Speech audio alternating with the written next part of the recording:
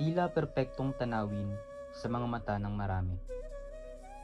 Ito ang buhay sa bukid, kung saan bawat patak ng pawis ay kapalit ng pagkaing itinataguyod ang ating hapagkainan. Dito, ramdam ang pintig ng lupa. Likas, matatag, buhay na buhay. Pero sa likod ng bawat tanim, may kwento ng takot, pag-aalala, at sakripisyo. Sa likod ng katahimikan, may alon ng pagbabago na hindi nila pinili, pero sila ang direktang naapektuhan.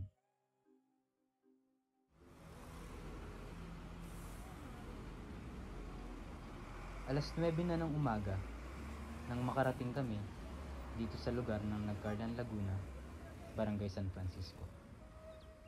Narito kami para sa isang misyon. Isang misyong nagnanais na marinig ang boses ng ating mga lokal na magsasaka.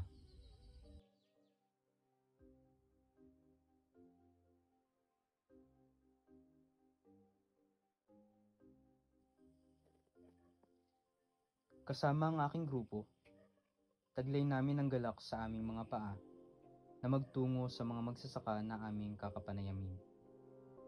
At una na nga naming nakausap si Tatay Willie. Ang aking pangalan ay Willie Salazar. 20 taon nang nagbubukid. Ano po kaya yung mga karaniwan niyo pong itinatanim? Kamatis, pipino, beans. Ano-ano pong mga pagbabago yung napansin ninyo sa panahon nitong mga nakaraang taon? Yung mga minsan ang pananim, minsan sala, ganun. Minsan na may nakaka-jackpot din sa presyo, ganun. May mga pagkakataon lang po talaga na hindi po na tama yung tanim sa panahon. Siguro sakawa na din yun sa panahon. Dala na din ang panahon. Pag minsan yung maulan, sala din sa panahon pag sobrang ulan ng pananim. Pagka hindi maayos ang pananim, hindi titigil ng tanim, ganun. Siguro yung ibang maghahalaman sana ay mabigyan ng yung halimbawa kapital, ganun. Ang iba'y kulang din sa kapital. Pwede naman pala para lang makapagdalubas natin. May mga instances po ba natin na ibigyan po kaya ng tulong from the government? Hindi pa. Hindi pa kami nabibigyan ng mga ganong tulong. Mga pera yung kaunting pananim na binibigay sa yung ng DA, ganon. Pero hindi rin karami, uti-uti din lang. Ano po yung monetary po siya? Yung seedling. Dito po ba sa inyong lugar, meron po yung Farmers Association po? Meron. May samahan. Doon po sa Farmers Association, nakakatulong po ba sila? Kasi, halimbawa po sa Sariaya po sa amin, yung farmers po, pagka po may pagkakataon, nagbibigay po sila ng seedlings or minsan po nagpapahiram po sila ng mga makina para sa paghahalaman or nagpapatubig po. Meron po kayang mga ganung pagkakataon po dito? Meron doon sa yung katulad ng samahan. Kasama ko din sa samahan. Di minsan yung nabibigyan kami ng kaunting pananim, ganun. Pero hindi karamihan. Kumbaga po ay bilang na bilang. Bilang ganong madami. May mga times po ba na hindi po nag-meet yung target po na? Oo. Yung hindi merong gayon nga, merong logi, ganun. Lahat na tinatanim, yung kamatis, pipino, saka beans, yan. Dumadaan yung... Pero may pagkakataon rin naman po na tumatama po sa presyo. Mayroong pagkakataon din nga tama sa presyo. Paano niyo po binibenta yung mga pananim? Bultuhan po ba siya?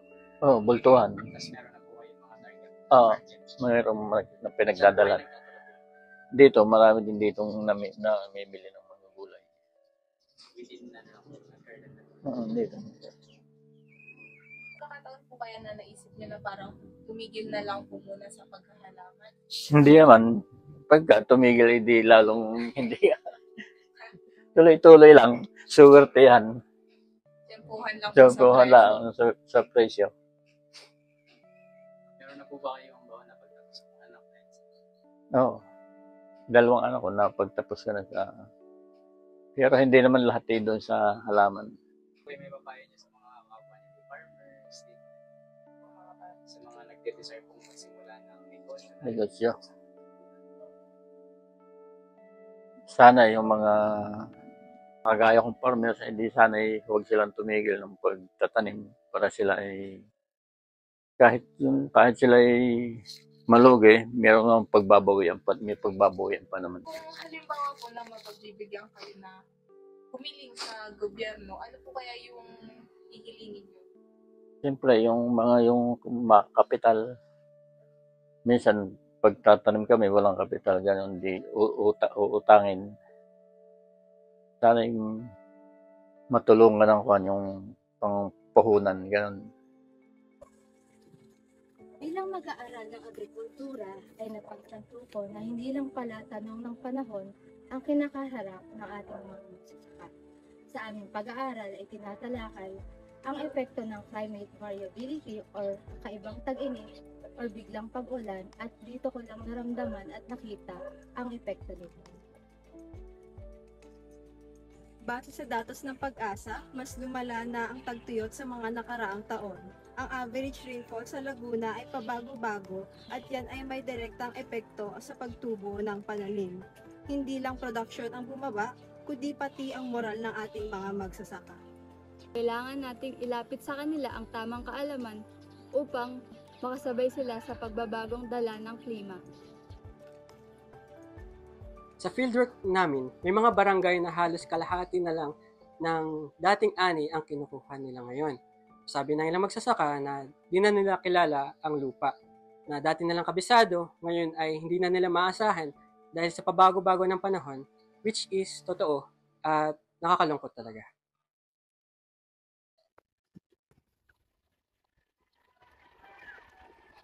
Sa Pilipinas, hindi may pagkakaila na sa kabila ng mahalagang papel ng mga magsasaka sa hapagkainan, nananatiling salat sila sa suporta. Nakulugmok sa kahirapan, kulang sa pondo, at unti-unting naluluma ng panahon. Tila ba sila'y nakalimutang bayani ng bayang pinapakain nila.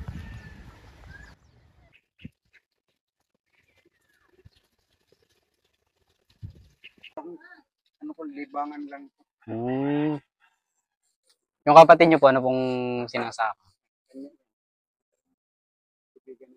Pati po yung itong dragon fruit. Sa akin to. Ito na likod na ito. Eh, tatay yung nakapunla niyo po. Ano pong punla yun? Alay po.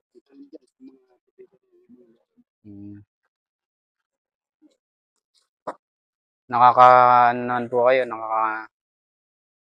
kuha naman po kayo ng malaking tubo sa pag-aani niyo po ng palay. Depende rin sa palay. Kasi may panahon hilang ako. Yung nagbagyuhan, hindi ka. Yung maano. Depende rin sa kumara na yung palay. Wala na. Ito po ang dragon fruit. Ito po binebenta niyo po or pansarili lang. Sarili na bagong tanim ko lang kasi.